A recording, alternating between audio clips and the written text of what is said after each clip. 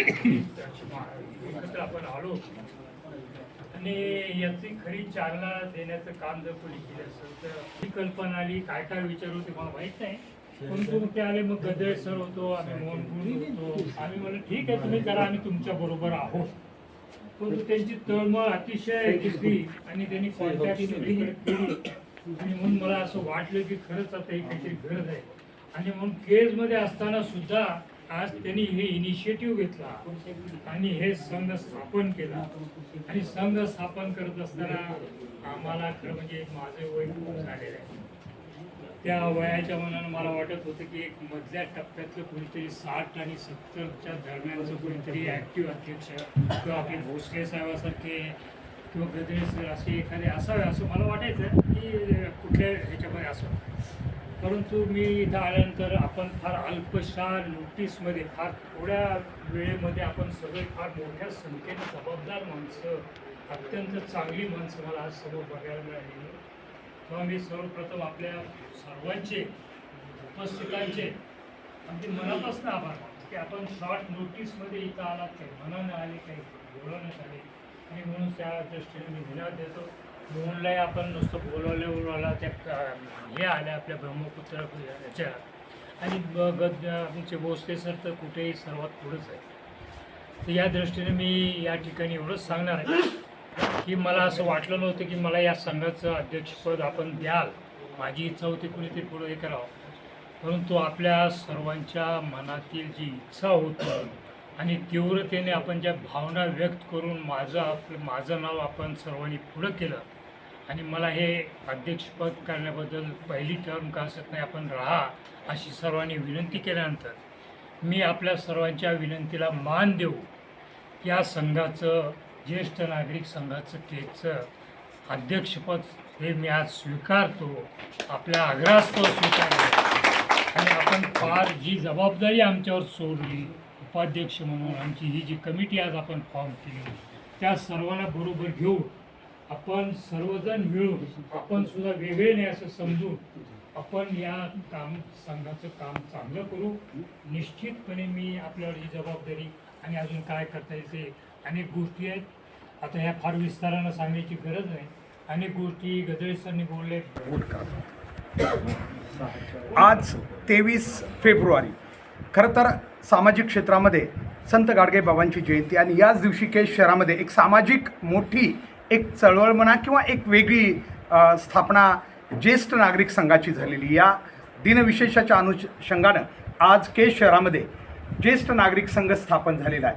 खरं तर या ठिकाणी रामेश्वरजी जाजू, त्याचबरोबर आपल्या केजचे ज्येष्ठ नागरिक माननीय ॲडव्होकेट राजेश्वरराव देशमुख आणि GB गद्रे सर यांच्या पुढाकारानं आज या ठिकाणी हा संघ स्थापन झालेला आहे. आणि या निमित्तानं बरीचशी चर्चा झाली खरं तर सदस्यामध्ये.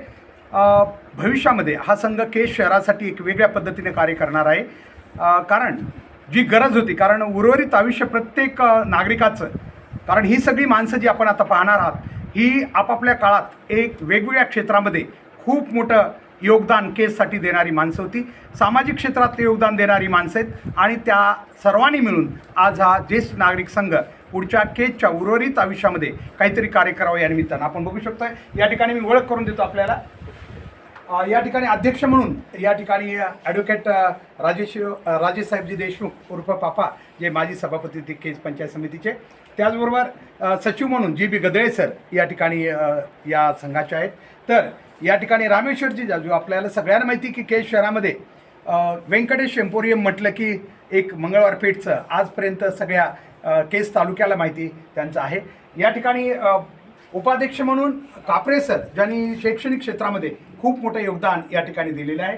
त्याचबरोबर या ठिकाणी कार्याध्यक्ष म्हणून ॲडव्होकेट कुलकर्णी साहेब, ज्यांची सेवासुद्धा एक ज्येष्ठ विधिज्ञ म्हणून केजला माहिती आहे. त्यानंतर माजी सैनिक क्षेत्रातील LD यादव हेही या ठिकाणी सदस्य म्हणून या ठिकाणी आहेत. तर मागं आपण पाहू शकतो या ठिकाणी माननीय साखरे सर हे सहसचिव म्हणून आहेत. तर त्याचबरोबर जाधव सरही सहसचिव म्हणून या संघात असणार आहेत. त्यानंतर माननीय डोंगरे साहेब जे कृषी क्षेत्रात कार्यरत होते, माननीय लांडगे सरांनी शैक्षणिक सेवा केलेली आहे, आणि तरकसबन सर खरं तर या सगळ्यामध्ये तेही एक ज्येष्ठ आहे शैक्षणिक क्षेत्रामध्ये, ज्यांनी प्रचंड मोठं योगदान दिलं असे तरकसबन सर. हे सर्व विचार मंचावर हे पदाधिकारी बसलेले आहेत आणि मागं या ठिकाणी आपण बघू शकता हे सर्व पदाधिकारी सदस्य या ठिकाणी आज उपस्थित आहेत. खरं तर ही सुरुवात आहे आज, आणि आज खूप मोठा या ठिकाणी विचार विनिमय झालेला आहे आणि भविष्यामध्ये हा संघ कसा काम करेल यावरही मान्यवरांनी चर्चा केलेली आहे. केज शहरात आपलं स्वतःचं आयुष्य किंवा बाकी यांना कसं प्रोत्साहन देता येईल आणि उर्वरित आयुष्यामध्ये एक उत्साही जीवन कसं जगता येईल याच्यासाठी एक रणनीती आज या ठिकाणी ठरवण्यात आलेली आहे. निश्चितच या दृढ संकल्प घेऊन आज स्थापन झालेला हा ज्येष्ठ नागरिक संघ केजच्या भविष्यासाठी आणि जी काही नंतर या ठिकाणी येणार आहेत नागरिक, जसजसं आपले 60 वर्ष किंवा 55 वर्षाची अट आहे तशी ज्येष्ठ नागरिकांना या संघामध्ये समाविष्ट करण्याची, 55 वर्षाच्या पुढील जे नागरिक आहेत त्यांना यामध्ये सहभागी करून घेतलं जाणार आहे. त्यांना आम्ही विनंती करतो की ज्यांना वाटतं आहे की खरोखर उर्वरित आयुष्यामध्ये आपण या संघामध्ये येऊन काम करायचं, त्यांनाही या ठिकाणी आवाहन करण्यात आलेलं आहे की आपण नक्की या संघामध्ये सहभागी होऊन, कारण केजसाठी एक भविष्यात एक चांगला संघ स्थापन व्हावा हाच उद्देश यामागे आहे.